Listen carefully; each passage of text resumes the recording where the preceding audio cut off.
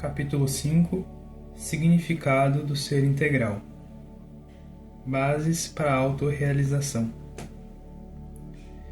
Jesus, o mais notável psicoterapeuta que a humanidade conheceu, afirmou: Vós sois deuses, e podeis fazer tudo quanto faço e muito mais, se quiserdes. Trata-se de uma proposta de desafio para seres amadurecidos psicologicamente, capazes de ambicionar o além do habitual e que estão dispostos a consegui-lo. Para lograr o êxito nesse tentame, é necessário possuir autoconfiança e fé. Essa certeza coerente que existe entre o desejar e o poder realizar, saindo do mesmismo perturbador das ambições exclusivamente de natureza material, imediata. Identificar-se com Deus é ampliar os valores que dormem no íntimo e são desconsiderados. Uma faísca sabedora do seu poder de combustão, que encontre substâncias fáceis de arder, consegue produzir um incêndio. Quando alguém se identifica possuidor desse recurso, pode atear o incêndio que devora os vícios e abre espaços virgens para a instalação dos elevados potenciais do desenvolvimento pessoal. Quem toma conhecimento dos recursos próprios dispõe de medida para avaliar as possibilidades de triunfo e empenha-se para alcançá-lo, enquanto aquele que os desconhece detém-se no pretexto da própria fragilidade, porque no íntimo assim o prefere. O ser existencial tem o seu significado relevante, que necessita ser detectado e utilizado com segurança. Os seus alicerces repousam nas camadas profundas do inconsciente, as experiências do passado, as conquistas que lhe cumpre lograr, debatendo-se nas reminiscências do ontem e nas ambições do futuro. O ser existencial oscila entre esses dois polos, que contribuem para a realização feliz ou desventurada no presente, a depender naturalmente das opções elegidas e do empenho aplicado na sua execução.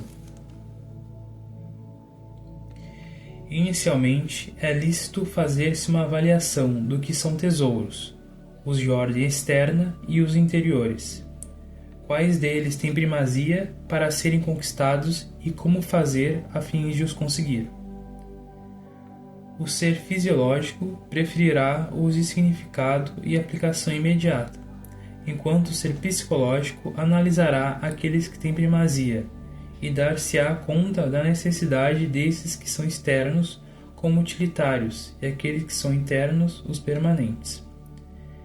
Sem abandonar os primeiros, dedicar-se-á à conquista dos mais valiosos, que são os permanentes.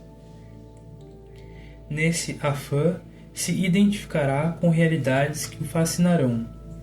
Descobrirá que, em média, o ser humano experimenta 60.000 pensamentos por dia, o que demonstra a grandeza, a majestade da sua organização mental, descobrindo quanto é nobre aprender a utilizar desse tesouro abundante que muitas vezes se perde em ciclos de viciações mentais, malbaratando tempo e oportunidade em lamentações, queixas, pessimismo, desgaste das potências de que é constituído. Reconhecerá a necessidade de ser pessoa e não máquina, evitando repetir-se monotamente, sem direcionamento para a frente nem para melhor. Aplicará cada pensamento mais poderoso, de sentido profundo, de valor utilizável na construção do seu mais adequado comportamento para a paz. Eliminará aqueles que são perturbadores e podem ser substituídos a miúde, fomentando um clima psíquico de saúde, com respostas orgânicas de bem-estar. Com essa atitude mental, vencerá o medo de adoecer, de envelhecer, de ficar pobre, de enfrentar dificuldades, de morrer, pois compreenderá serem todos esses fatores perfeitamente controláveis, desde que assuma a sua condição de Deus e passe a fazer tudo quanto possível através do empenho pessoal. A doença é sempre acidente de percurso, jamais sendo uma realidade, antes um estado transitório, que pode ser ultrapassado, mesmo quando se apresente com características expiatórias. Já que o ser é eterno, as manifestações orgânicas e mentais desta ou daquela natureza fazem parte da transitoriedade do mundo da forma. Não se justifica, dessa maneira, o medo de doenças. O envelhecimento não deve inspirar qualquer tipo de receio, porquanto a beleza de cada fase da existência corporal encontra-se na atitude interior de quem observa o mundo externo. As experiências nascem das vivências, e para poder fruí-las é exigido o patrimônio do tempo, no que ocorrem o envelhecimento do corpo e o amadurecimento do espírito. A verdadeira pobreza é interior, quando se perdem as aspirações de crescimento e realização íntima. A financeira é sempre contornável, desde que o indivíduo se empenhe por superá-la, e o trabalho é assim fonte geradora de recursos externos, enquanto intermitente aprimora o sentido de vida. Os verdadeiramente pobres perderam a razão de viver e integram-se funestamente aos prazeres perturbadores, aos gozos desgastantes, aos jogos da ilusão cansativa.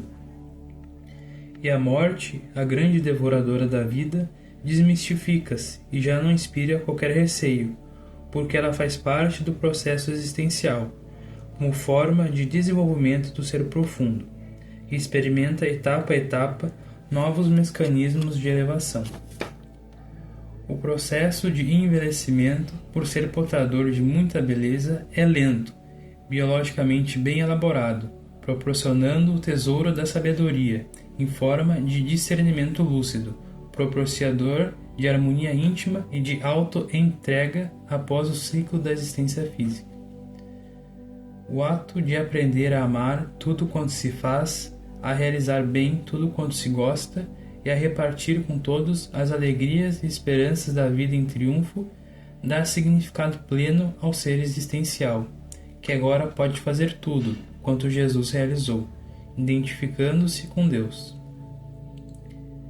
Enquanto isso, o ser fisiológico está desfrutando das regalias das sensações, emaranhando-se no cipó das paixões, até ser despertado pelos choques do processo evolutivo, que podem ser as dores, as preocupações profundas, as amargas decepções ou os maravilhosos apelos do amor pela beleza, pela necessidade de harmonia e de paz.